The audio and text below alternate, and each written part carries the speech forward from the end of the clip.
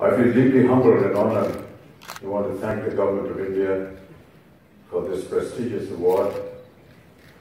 I've always felt that I'm not deserving of such recognition, but I humbly accept this with a lot of grace and affection.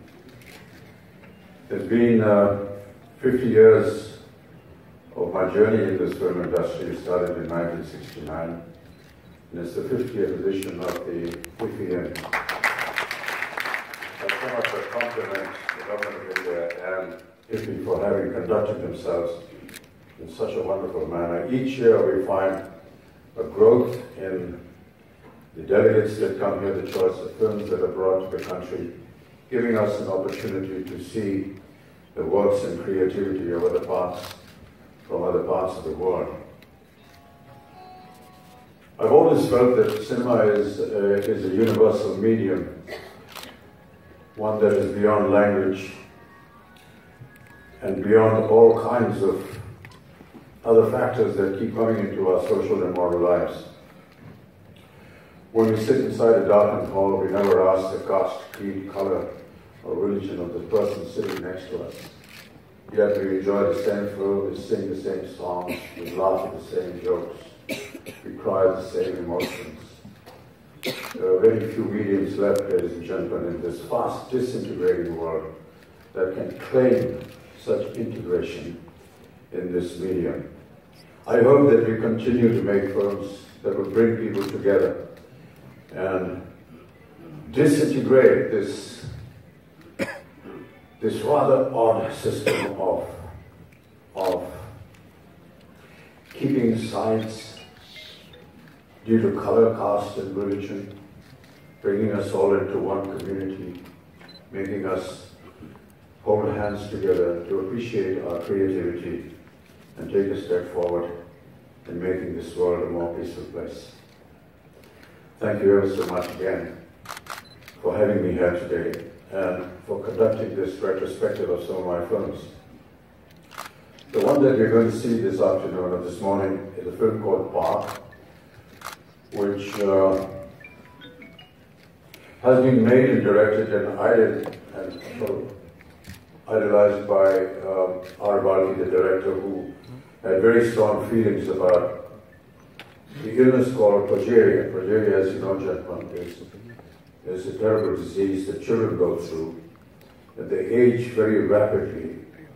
And by the age of 12, they start looking and behaving like people who are almost 75 years old, and they don't have a much longer life after that. Most of them perish after the age of 13. He felt that he could not just bring to the audience the concept of what progeria is all about, but also build a wonderful, emotional, lovely, entertaining story around it.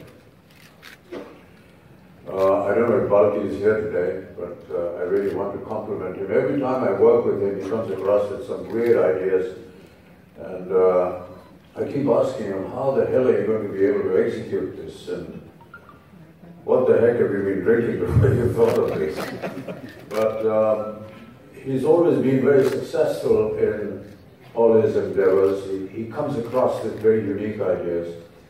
He's a person that has grown up from the world of advertisements. He was in charge of an ad agency, a very prominent ad agency, and he matured from there onto making films. Pai is one of those experiments of his. Pai actually means father, just like in any other language. And because it's R. Balki and because he's strange, he wanted my son to play my father's role. So you have Abhishek, my son, playing my father's role in the film, and me playing his kid who's suffering from progeria. The benefit of the character of progeria that you see me portraying in the film must obviously go to some very distinguished makeup artists from Hollywood who came across and did all the prosthetics, which were, I think, perhaps seen for the very first time in Indian films. So great congratulations to them. I know that the group that worked on my face for this film did win a national award and I must compliment them for whatever they did. We continue to work with such makeup artists in several other films. I wish them all the very best, and my congratulations to them. And I hope that you enjoyed tonight's film. Thank you so much, ladies and gentlemen.